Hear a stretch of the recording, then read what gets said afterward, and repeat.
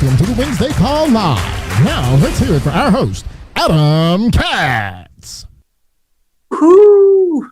Hello, Alliance Nation. Fired up to be with you coming off of our unbelievable weekend in Miami. I am joined by my buddy, Mr. Alex Abuyuan, board member Alex Abuyuan out of Dayton, Ohio. So fired up to be able to do this call with Alex. We go back to the beginning. Our agent numbers are 000. So if that lets you know how long we've been part of the Alliance. Alex, how you doing today? Fired up, team fired up coming off Florida? Oh, dude, we are jacked up. To me, it's like probably one of the best events I've ever been to. All the speakers were awesome, and our particular host of the event was pretty incredible too, which is you, Mr. Katz. Of course. And I love the stories you told. I mean, for the folks that didn't make it, I'm telling you what, we hate to say this, but we have to say it, is you totally missed out on an event that could have advanced you 6 months to a year in your business. And seriously, and I know that's just not fluff talk, dude. You rocked it, bro. I love the format. I love what Mark Casetta has brought to the Alliance. Andy Albright's vision of taking us to 10,000 people at these events. We see the steady climb. Breakthrough is already sold out. For September. You can get on a waiting list. In fact, I'd encourage you to go ahead and register and get on the waiting list. But if you didn't get your ticket already, it is sold out, and start making your plans for NatCon. That's the next big event that we don't have location yet. We don't have tickets available to purchase yet, but what you can do is this: you can lock down the dates on your calendar. January 26th through the 28th, 2024. Go ahead and take out your calendar, take out your activity book, and just block out those dates. Don't plan a cruise. Don't plan a family vacation. Tell your mama you ain't coming to no family reunion that weekend. You have a prior commitment January 26th through the 28th, and we'll let you know the when and the how much and all of that stuff. But at least especially if you missed family reunion, you do not want to miss NatCon coming up. So guys, we got a lot we want to share with you. Alex and I have been talking to Andy Albright a lot. We talked to him a lot in Miami and then coming out of Miami. And one of the things that Andy asked us to do was this. He talked about he's looking for 7. Who wants to be part of the 7? And the 7 what? I had somebody say, is the 8 steps now 7 steps? Is that it's like, the 7 are the 7 people that want to get hog nasty stinking rich. The 7 people who are willing to be uncompromising on their business plan, uncompromising on their vision, uncompromising on doing whatever it takes to be one of the 7 people that Andy can mentor directly to get to $500,000 a month in income. Not in premium production, but in income. He's looking for people that want to make those commitments and are willing to pay the price. It's Mark Casetta said you can pay the price. You're going to have to pay the price to get the prize. And I was thinking of one other thing that ties along with that, and you're going to have to put your pride in your back pocket. Pay the price to get the prize without the pride. And you can be one of those 7. So Andy just asked us to kind of go through some things. What can we do over the next 90 days? What can we focus on over the next 90 days to really elevate ourselves into that level and make ourselves, kind of wave our hand and say, hey, I'm one of the 7. And by the way, if there's more than 7, Andy, you'll be okay with that. He's not limiting it to 7, but he's looking for 7 that are willing to do it. So Alex, just kind of what does it mean to you in terms of what that 7 being one of those 7 really seems like in terms of what you're thinking? No, in anything in life or any organizations, when you start measuring performers, high performers, actually, the SEAL team, okay, everyone knows the SEAL team.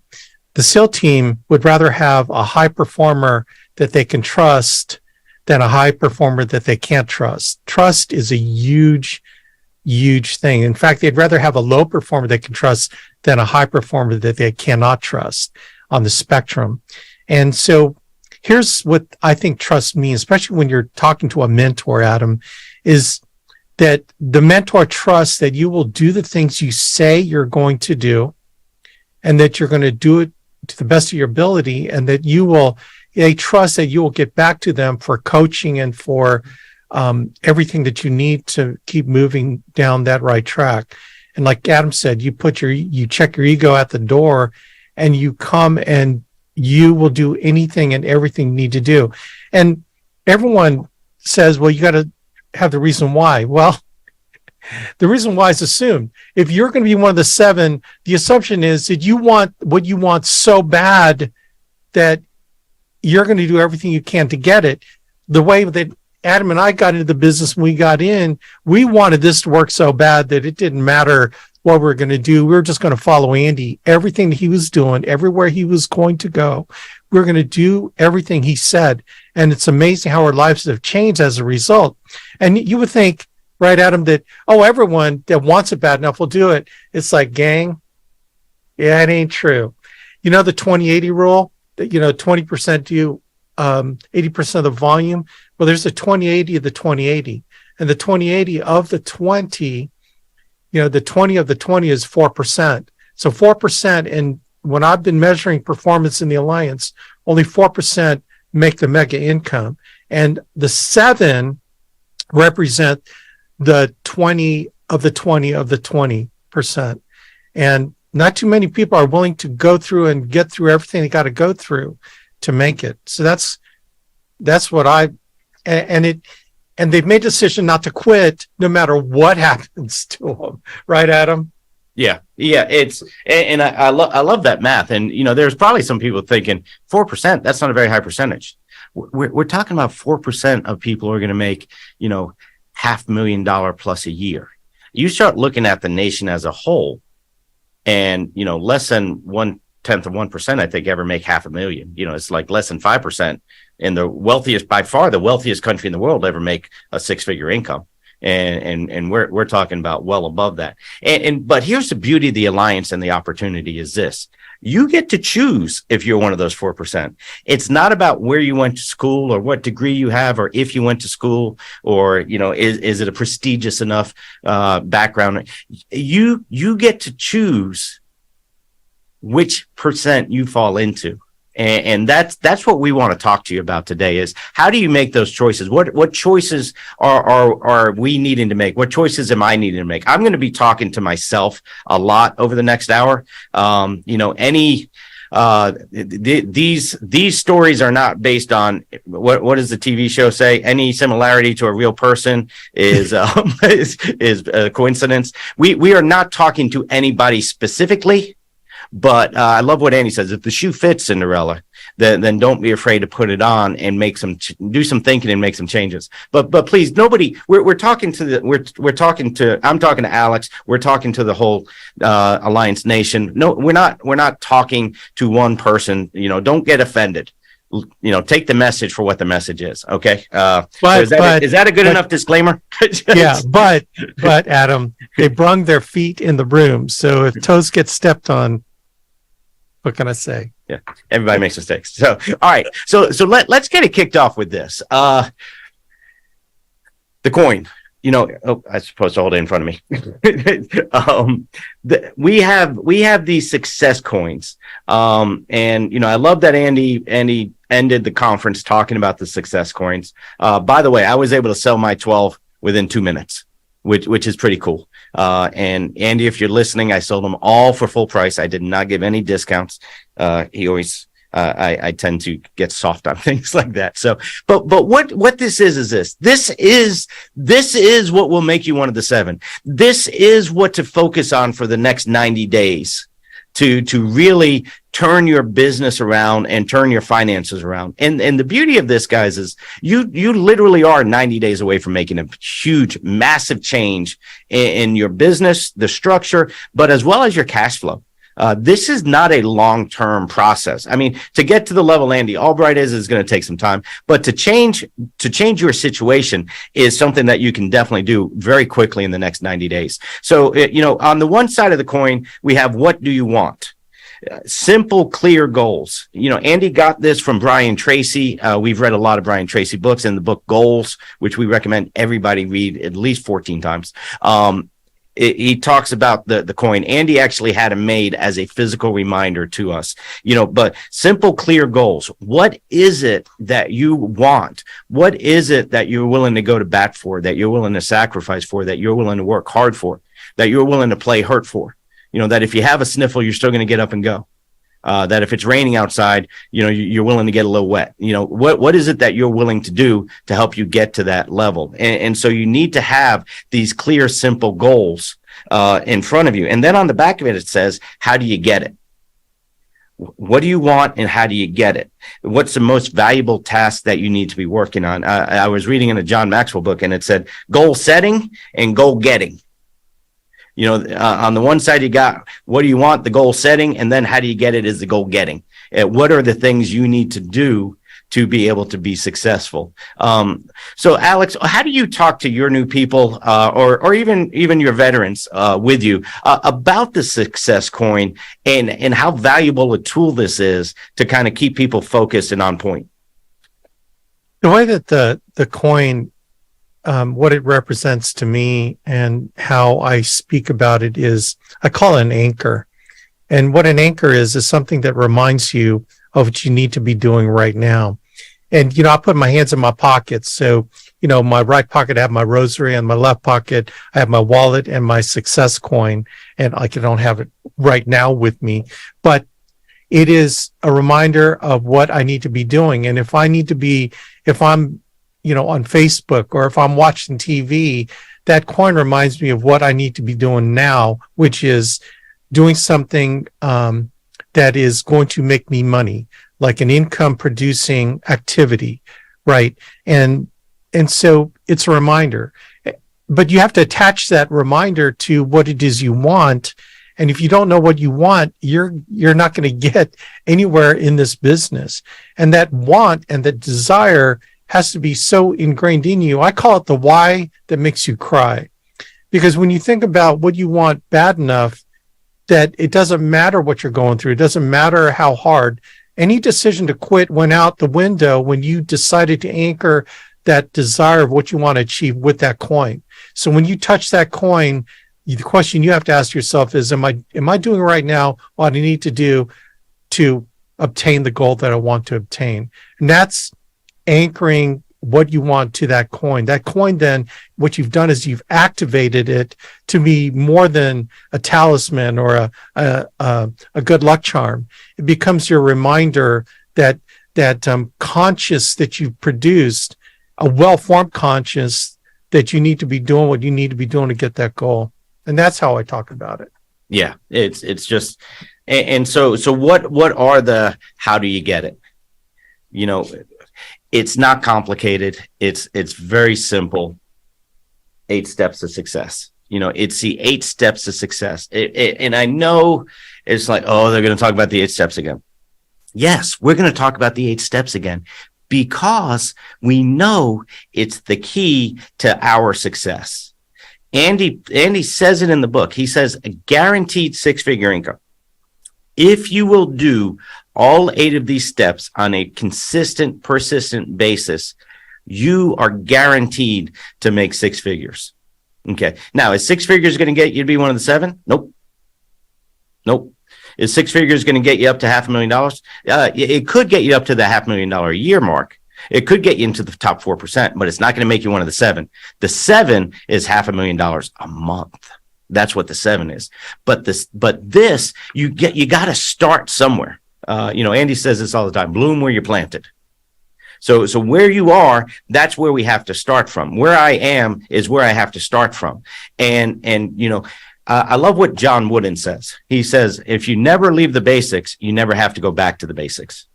And he, for those of you who don't know who John Wooden is, I just assume everybody is as big a college basketball fan as I am. So for those of you who don't know who John Wooden, he is arguably the greatest college basketball coach ever, maybe the greatest coach ever. He won like 12 national championships at UCLA, and just dominated the industry. And so he had the elite program with the elite athletes. At his first practice every year, every season, the first thing he did at his first practice is he talked to them about how to put their socks on. He'd unroll the sock and he'd put it, and he'd show them how to roll it up their foot and up their leg. Why would he take care of such a small little detail? Because the details matter. Here's what he knew. It's a basic, and he never left the basics, and the details matter. And here's what he knew. If you didn't put your socks on right, then you were going to get a blister. And if you got a blister, then you weren't going to practice as hard. And if you didn't practice as hard in practice, you weren't going to play as hard in the game, and you wouldn't be perfect, which is what they were going for. And so it's that little bit, it's that starting point that gets you to the end game that is so important. And the starting point with us is the 8 steps. Everybody has access to this. And we're not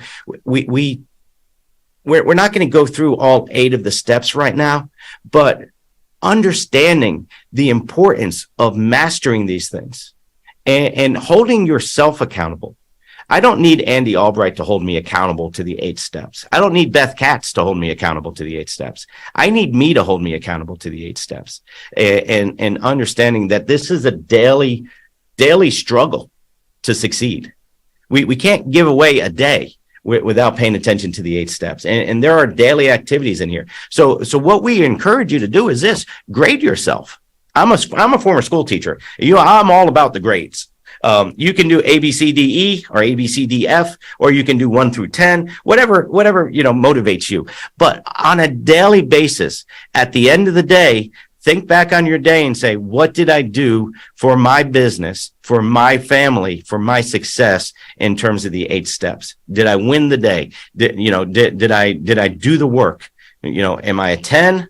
Am I a 5? Am I a 2? Did I take the day off? What did I do? And if you grade yourself daily, you'll start to hold yourself to a higher standard, and you'll see your grades start to go up because you're becoming more disciplined in what you're doing. So Alex, if you would just as a general, how do you talk to your guys about grading yourself, or how do you hold yourself accountable? That's probably even a better question. Yeah. How do you hold yourself accountable to the 8 steps? Yeah, absolutely. So when we introduced this, really within 2 years of starting the Alliance, when Andy created his conference center, he had me introduce this concept of the 8 steps to success at that conference. And I forgot what we called that conference, Adam. But I went through all 8 and why it was important. And really, in essence, when you're talking about why John Wooden was competitive and won all those championships, and you look at a person like Nick Saban, what those guys knew and understood was that if they could get their players to fall in love with the process of practice, the process of putting on your socks correctly, the process of becoming the best you can be within that sport, then they're always going to be competitive for a national championship. The goal wasn't per se the national championship. The goal was to get their players to fall in love with the process of obtaining the national championship.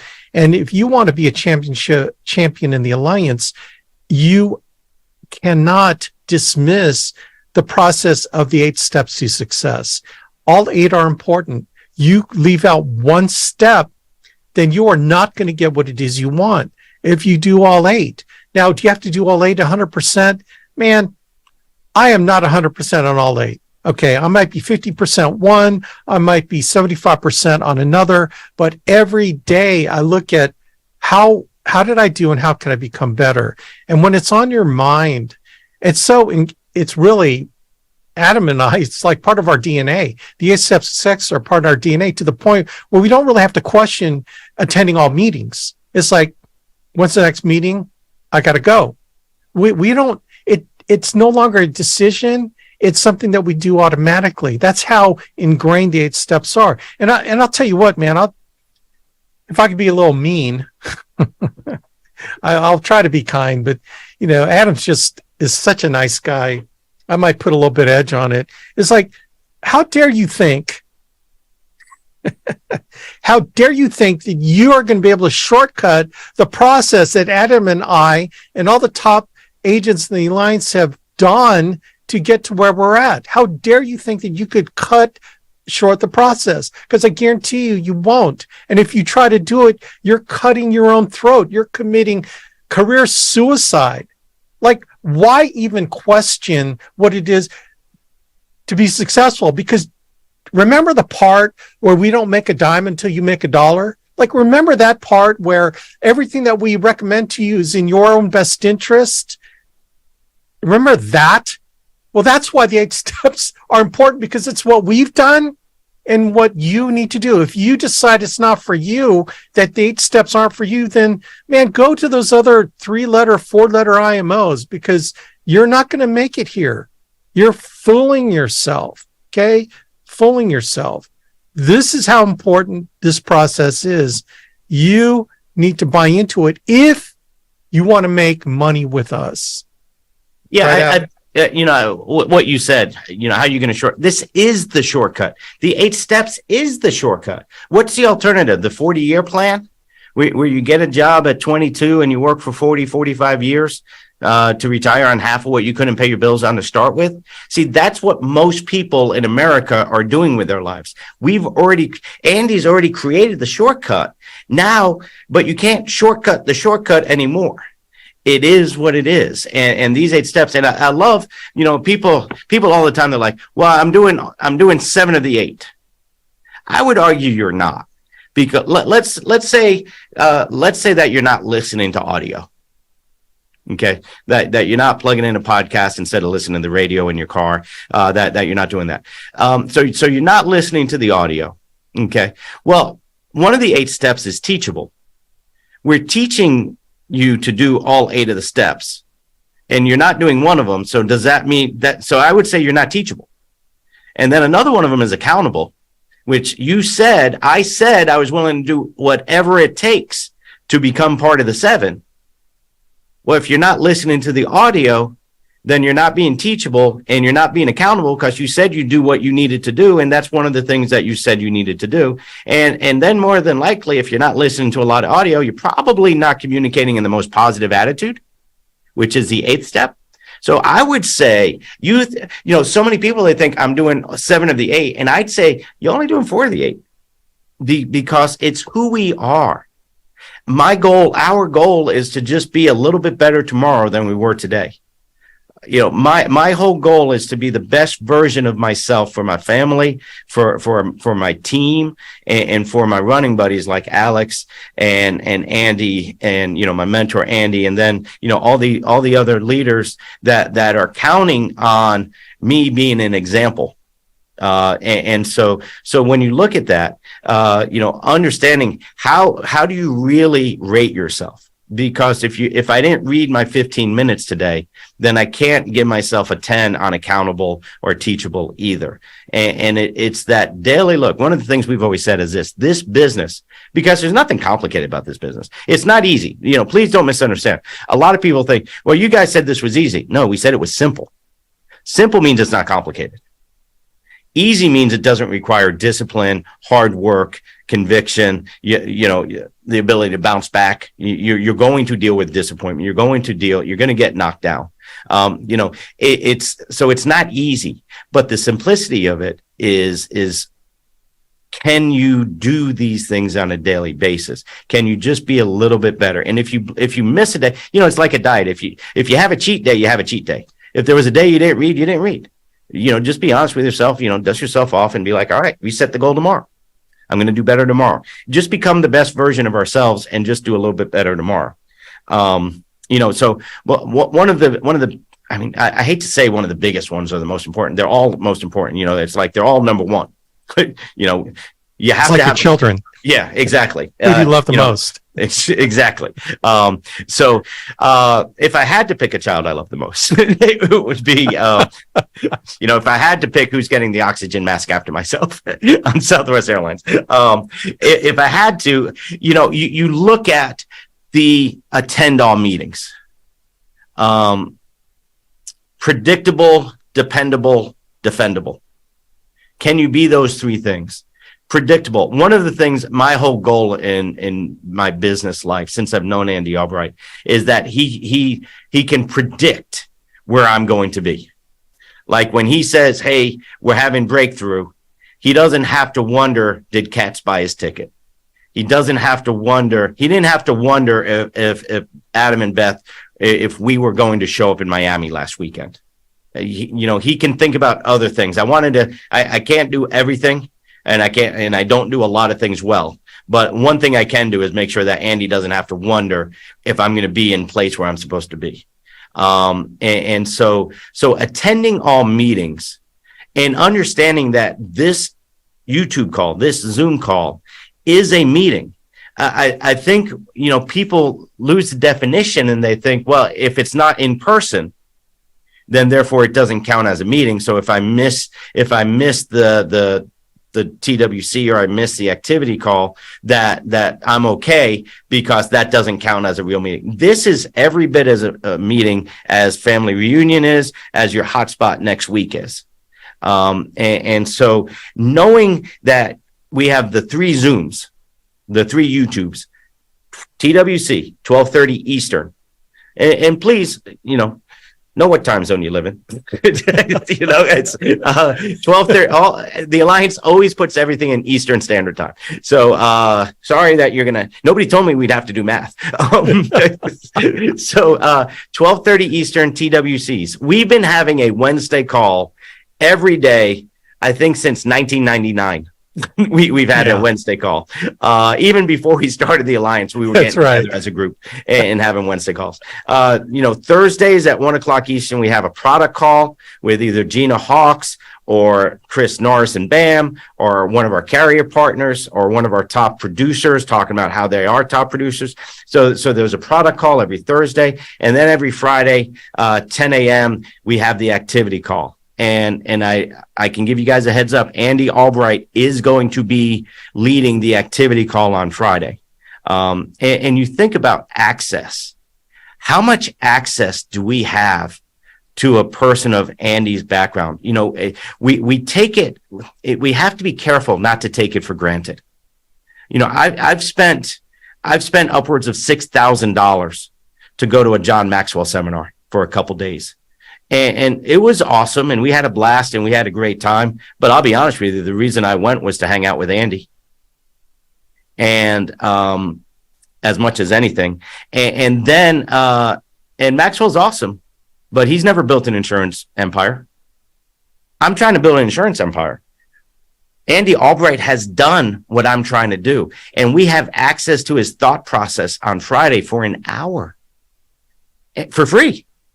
No charge. All we have to do is show up on time for the YouTubes, and we get to get Andy, a man worth 8-9 figures. We get to hear his thought process and how he got to that level, and the access we have. Sometimes I think we have so much access we forget what this man has accomplished. And we get excited about Brian Tracy coming into a conference or another leader. We had John Gordon, and it's just like, ooh. And it's just like, we got Andy freaking Albright all weekend. We get Andy Albright on Friday for an hour. And so guys, don't attend the meetings, because that's where you get that information.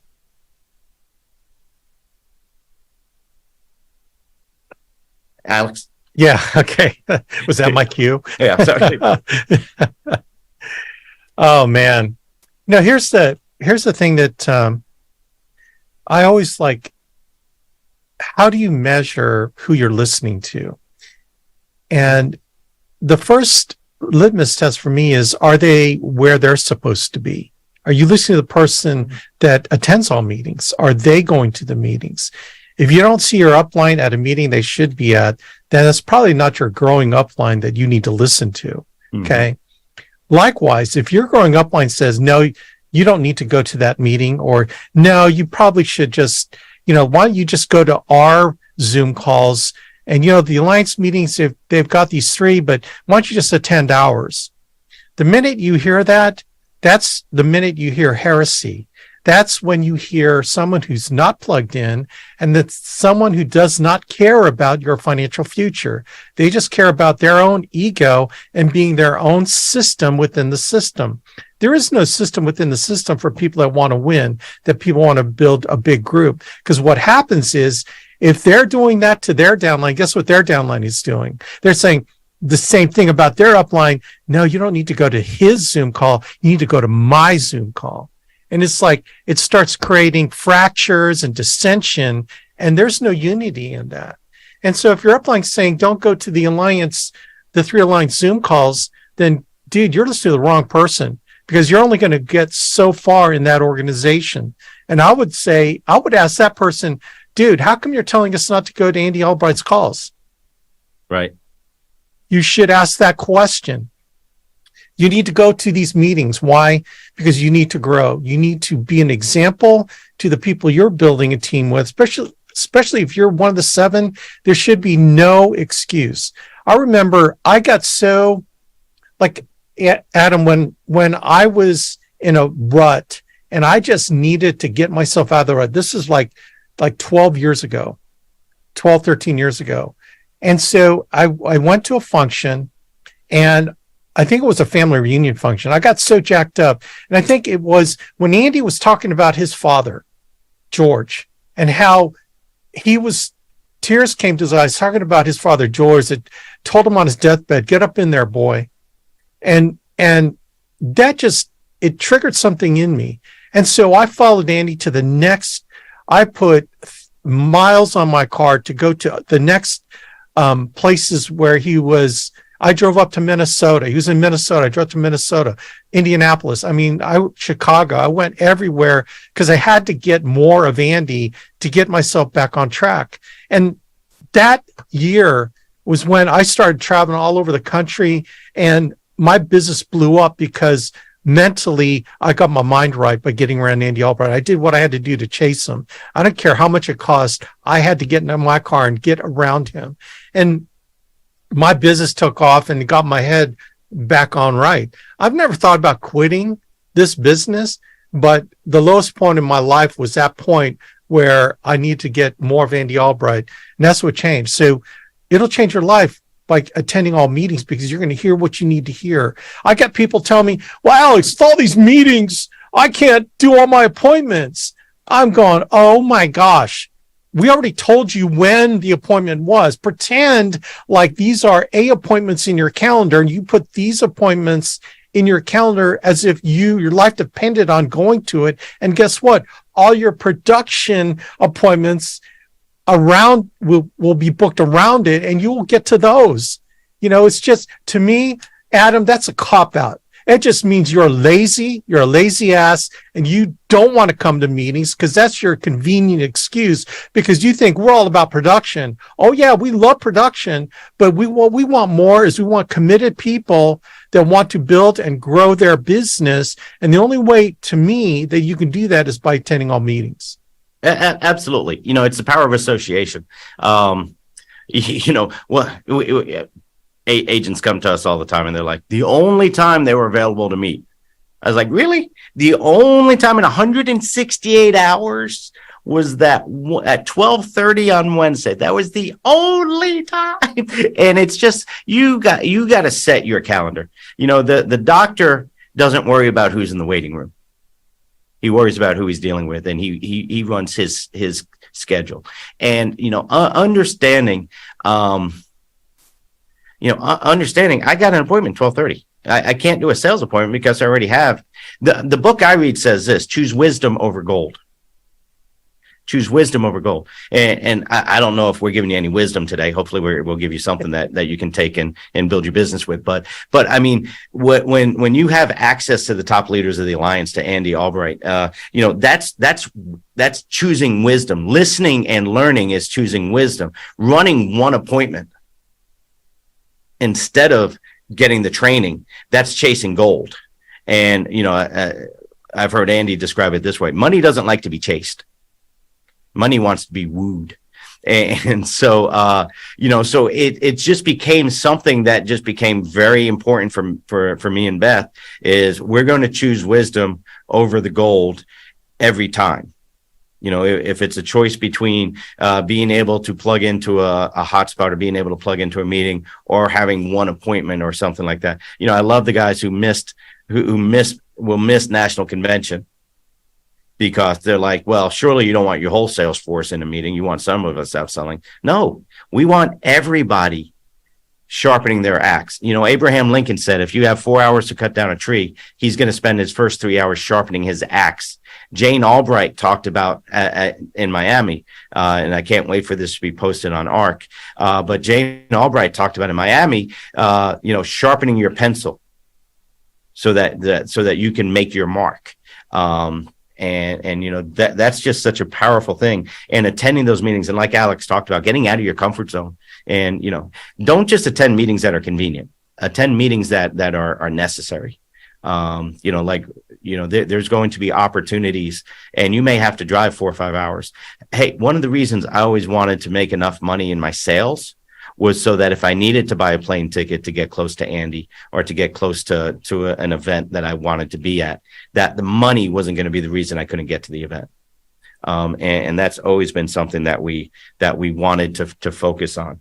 And so that's the association. Last thing I'll say on that is, as parents, I have 3 kids. Alex has 5 kids. Patrick Connors has 48 kids.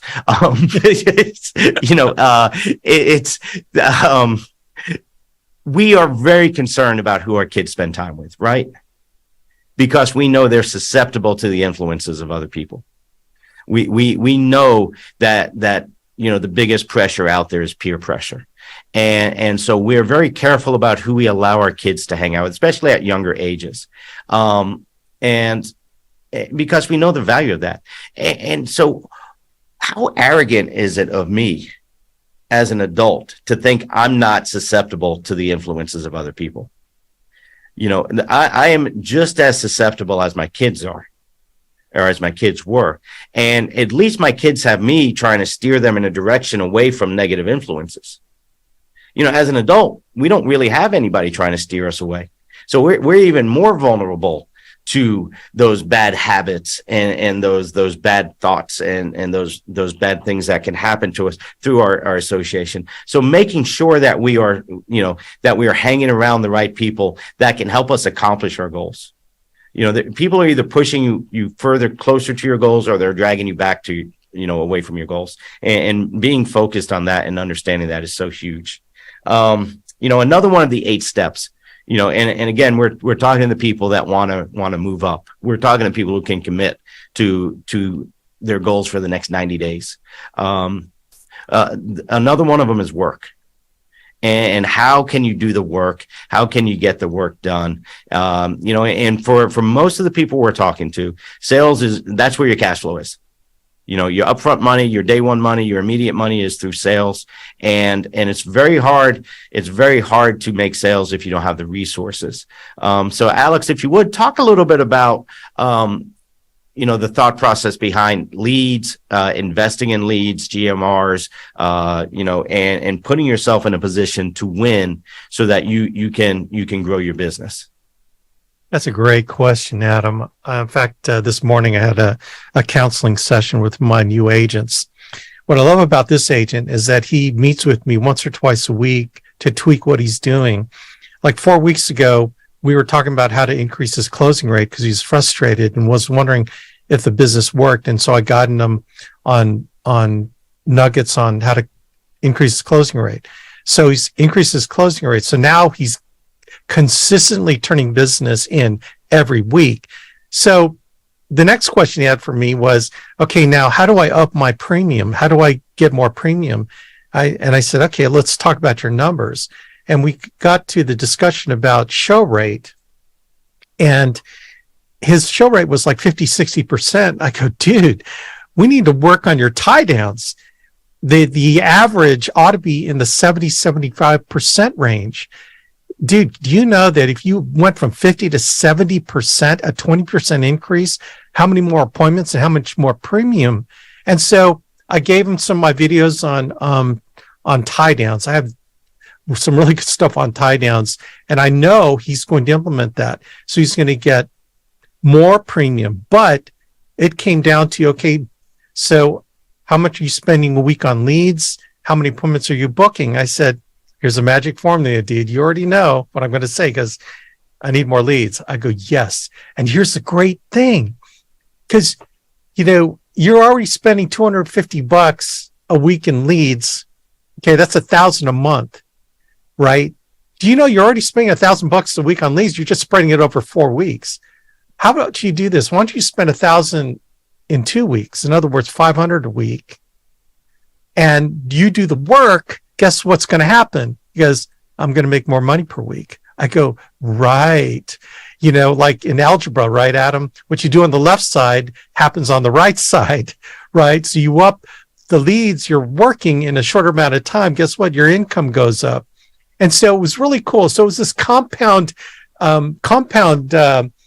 session on get your show rate up, increase your lead investments. You're running more leads to make more appointments, and guess what? You're going to get to your goal of 5,000 a week. And the reason I know it's going to work for him is because he listens to me, he attends meetings, and he does what it is I ask him to do, right? And so I think, in my personal but my humble but accurate opinion, $500 a week, Adam, is minimum wage. Right. $500 a week is minimum wage. Like if anyone watched Eric Belair's, you know, was there at the conference and listened to Eric Belair, you know what I'm talking about. I think 500 weeks minimum wage. Anything less than that, you're just pretending. You're pretending you're in this business. But Alex, I don't have the money. It's like, dude, look what you're spending. You're spending $5 on a dadgum, you know, 2 Starbucks a day. Right? You're going out to eat with your family. Like I'm telling you what, Adam and I, well, we sold stuff, you know, like sold stuff to get money to go to conferences. We did crazy stuff to be able to invest in our business. And this lead investment is one of the most important things that you can do to amp up your business. That, and, you know, I think $500 a week is minimum wage, Adam. Yeah. And look, if you're going to work, then it's a no-brainer. You know, I was never concerned about how much I invested in leads because I knew I would work. I never considered myself one of the better salespeople in the company, but I was a grinder, and I knew I was willing to grind, and I knew I wasn't going to quit. And so I knew the math would eventually turn around in my favor. And look, I can't tell you what you should do. But I can tell you what I did. I can tell you when Beth and I were getting started, I can tell you what we were what I was thinking, and Beth pretended like she didn't care. But I'll tell you, see, for me, like if I get the electric bill in, and today's the 19th. So let's say the electric bill comes in on the 19th, July 19th. And on the paper, it says it's due August 1st. But in my mind, it's not due till September 1st because they're not going to turn off my electricity with 1 month late. So I actually have 2 months. And then I probably have a few weeks grace time if I call them and say, hey, I'm getting the money. So for me, I see the electric bill. I'm thinking I got this much time. All it's going to cost me is a late fee. I'm not recommending anybody do this. Please, 100% hear me. I'm just telling you this is what I did. I didn't have money. I had credit cards, and I had my own thought process of I'll pay the bills when I can pay the bills. But I got to get leads. So in my mind, I was like, all right, I got 2 months. Let me buy some leads so I can make some money so I can pay that bill. And so we were constantly investing in our business. We were constantly looking for ways that we can invest more into our business. I like to think about it like this. If you think about the Olympic event, track and field, the long jump, what does a person doing the long jump have to do? They don't start from a standstill and just jump. They go way back to get a running start so that they can get momentum going. And then when they jump so much further. Well, for me, getting leads, I didn't care about investment cost versus profitability versus any. To me, I was getting a running start for my business so that I could go further faster. And that's how I've always looked at the leads. And then, hey, don't forget, you can get free leads also. How do I get free leads? ERS. Referrals, right? Free referrals. If you've been with us for a year, how many annual reviews have you done with your current clients? How often do you follow up with your clients? There's so many places to pick up free money that lead cost should be the least of your concerns. If you're going to open up a bar, you better buy yourself some alcohol. You can't open the bar and then somebody comes in to order a drink and they're just like, hold on a second, let me run down to the store, get me a bottle so that I can now serve you. You got to have that inventory in place. And your lead cost is your advertising, it's your marketing, it's your inventory cost of other type businesses. So don't be scared to invest. Don't be scared to bet big on yourself, as long as you're willing to do the work to back it up. And I think that's one of the keys. If you're not committed to doing the work, then I'd be nervous. But I was never nervous about doing the work. I was scared of the work, but I wasn't scared to do the work, if that makes sense. I don't know if that makes sense, Alex. Absolutely. There were things of, dealing with people and all that I knew I had to overcome my own snakes in my head. But in terms of being willing to physically do the things necessary, I knew I was willing to do those things. You're talking about compressing timeframes when you're looking at amping up your lead investment. So when you're doing, you think you're doing 2 weeks of work in 1 week because you're doubling your lead investment, when in fact, you have to be able to commit to that work effort to match your lead investment. You're not going to work with the lead investment, then don't do it. Please don't. So I remember having this conversation with one of my agents, and it was the end of the year. We looked at his profit loss and all of those things, and he's like, I'm not happy with my percent profit and all of that stuff. And I said, dude, the problem isn't your percent profit. The problem is you didn't invest enough. Like, if you're doubling your money,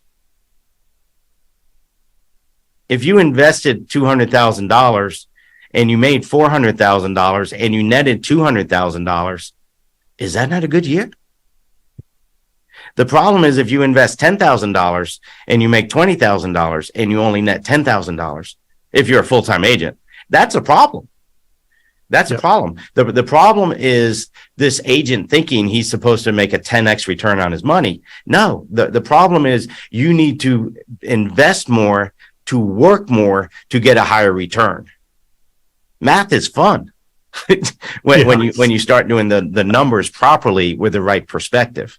And so how do you get that perspective? How do I get better at having the right perspective, having the right expectation? How do I evaluate those things? Well, you got one lifeline in this business, and that's your growing upline.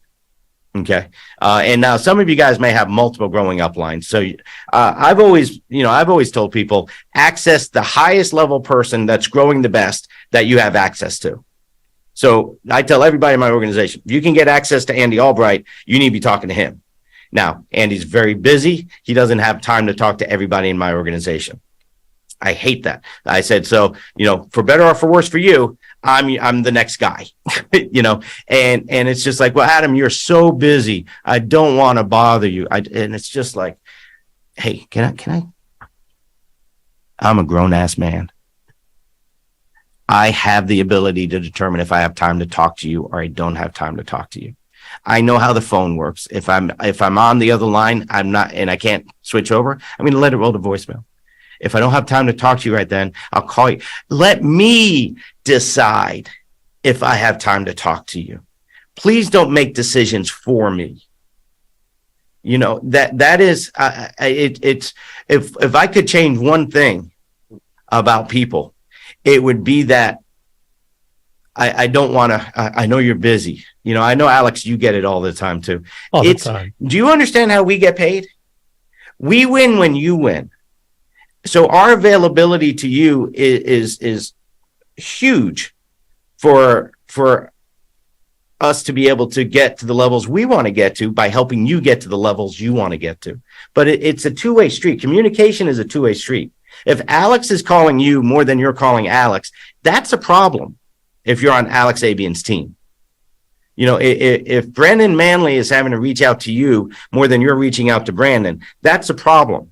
If Mike and Noel, and I could go through every leader, Riddle and Davies, all the leaders of the organization, if they're calling you more than you're calling them, there is an imbalance on that relationship. You need to get bolder. You need to get more invasive of their time. You should be demanding, if you're on my team, you should be demanding my time because you're the most important in the world, most important person in the world. And why are you yielding the floor to somebody else? Be aggressive. It's your business. Take control of it. Demand the information. Now, respectfully, please don't be a jerk. But I mean, I would be persistent. You will not. I can't remember the last time I told somebody, dude, you need to quit calling me. You just out of line. Quit calling. I can't remember if I've ever had that conversation. Alex, if you'll talk more about that. Yeah. You know, it's a conversation I just had this morning with a brand new agent, probably one of the sharpest folks that came out to the function, his first function. I interviewed him on Monday, and then he came out to Miami on Friday. It was cool.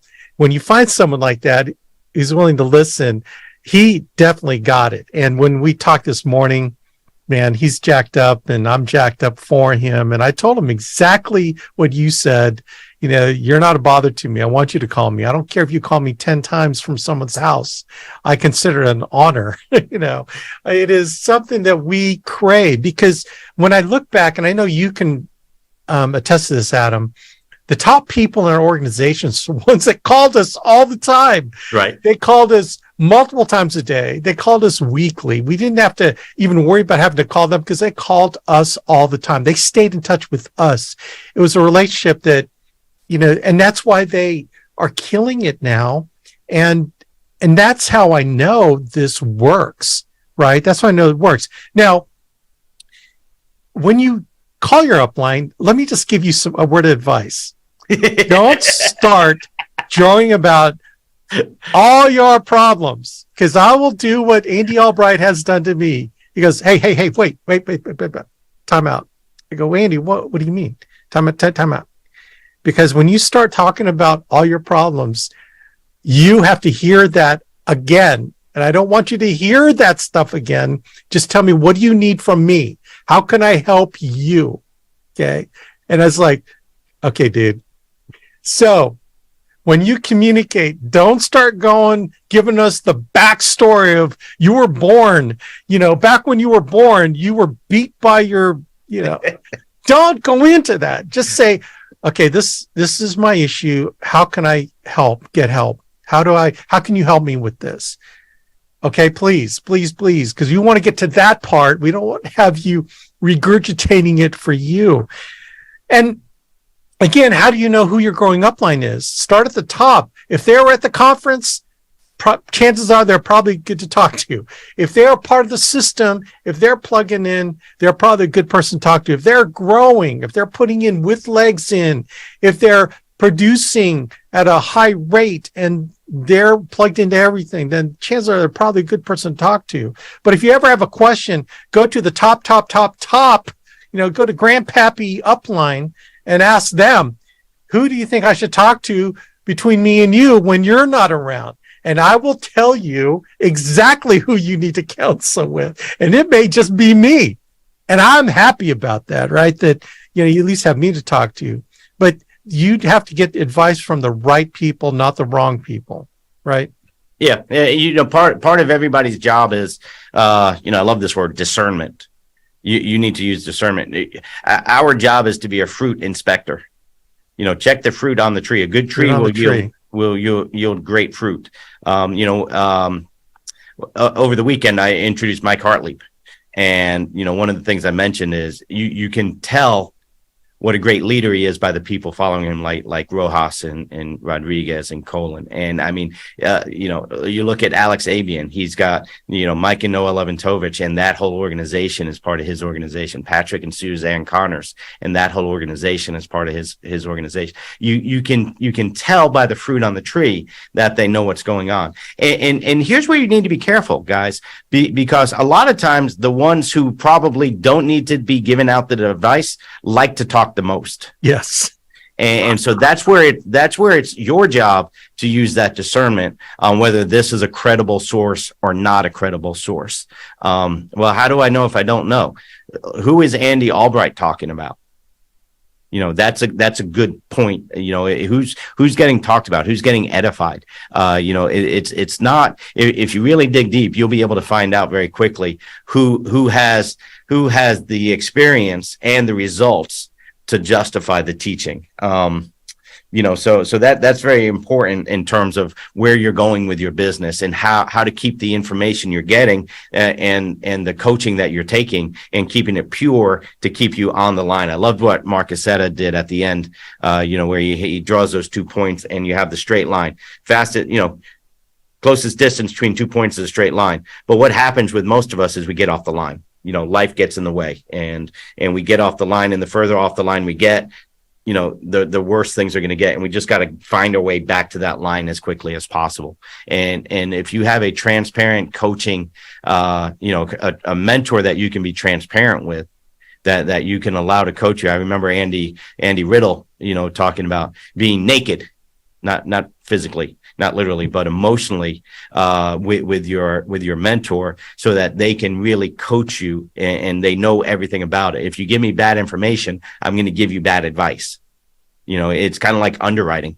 If they forgot to tell you about that little COPD, that pesky COPD they were diagnosed with, you're probably going to get a decline because you're writing the wrong product. Bad information in is going to get a bad result. And oxygen tank that's sitting in the corner of the room. Yeah. That ain't mine. That was there when we moved in. So yeah, just understanding that is important when deciding who you're going to be talking to. And then, one of the last things is this: to be one of the 7, Andy is looking for somebody who wants to compete. He's looking for competitors. He's looking for people who want to be in the game. They want to keep score. They're not afraid of failing, because the only way you're going to succeed is if you're willing to fail. And they want to compete. They're trying to win. They're trying to grow fast. They're not going slow and steady. If you're a slow and steady kind of guy, that's fine. Just know you're not one of the 7. Just know that's okay. You might become one of the 7 later, but today you're not one of the 7. Mentally, emotionally, premium, spiritually, are you trying to grow as fast as you can on all of those aspects? And it's what you're putting in and who you're surrounding yourself with that determines that. And I love Megan Wood's idea of competition. She already knows she's number 1. She's not competing against anyone else. She's competing against herself last year. Where she was last year, premium-wise, where she is this year. She's competing against herself. How can she get better and better? To me, that's real competition, being competitive. Yeah. And, if you've seen the movie Hustle, Andy's talked about the movie Hustle a few times. One of the things they talk about is this: obsession beats talent. Obsession beats talent. Another way we've heard it said is this: ignorance on fire is more powerful than knowledge on ice. You guys just got to I got to get after it, not you guys. You do you. I need to get after it more. I need to raise my obsession level. I need to keep working on my skills, keep working on my talent, but understanding that my obsession is what's going to get me where I want to go. I just read this recently. I want to share this with you guys. This is out of a John Maxwell book. It's on the book list. I'm going to read this, and then Alex, if you'll wrap up the call for us. But this is so powerful to me, talking about the 90 days, talking about that sense of urgency. Andy Albright's, he's got 2 hands on his watch, now and right now, and having that. To know the value of 1 year, ask the student who failed the final exam. To know the value of 1 month, ask the mother of a premature baby. To know the value of 1 week, ask the editor of a weekly news magazine. To know the value of 1 day, ask the wage earner who has 6 children. To know the value of 1 hour, ask the lovers who are waiting to meet. To know the value of 1 minute, ask the person who missed the plane. To know the value of 1 second, ask the person who survived the accident. To know the value of 1 millisecond, ask the Olympic silver medalist. Guys, we got now and right now to get obsessed, to execute our 90-day plan, to put the work in, to become part of that 7 that Andy can mentor to a $500,000 a month income. So I'm just so excited to be able to talk to you. Alex, if you would wrap this baby up for these guys. Adam, it's a pleasure and honor to do this call with you. And I think what's separating you from being great is taking a risk that what we're saying is true, that you're going to suspend belief, your own personal beliefs and fears, and that you're going to let go for the next 90 days. And what I loved is in Mia Fennell's talk, she read a quote by Steve Atchison. The quote is, "The risk is worth taking if it's going to give you a life worth living." All Adam and I and Andy Albright are asking you to do is to suspend disbelief and believe what we're saying is true, and just let go these next 90 days to do the 8 steps to success, to invest in leads, to attend all meetings, to counsel with your growing upline and talk all the time to them. That's all we're asking. It's a simple game plan, as long as you're willing to take the risk. And that's all we're asking. Take the risk, baby. That's it. And enjoy the journey. Enjoy the journey. One correction, Patrick Connors wanted me to clarify he only has 11 kids. So guys, laugh along the way, enjoy the journey, and we'll see you guys at the top. Love you guys. We are out. God bless. Record.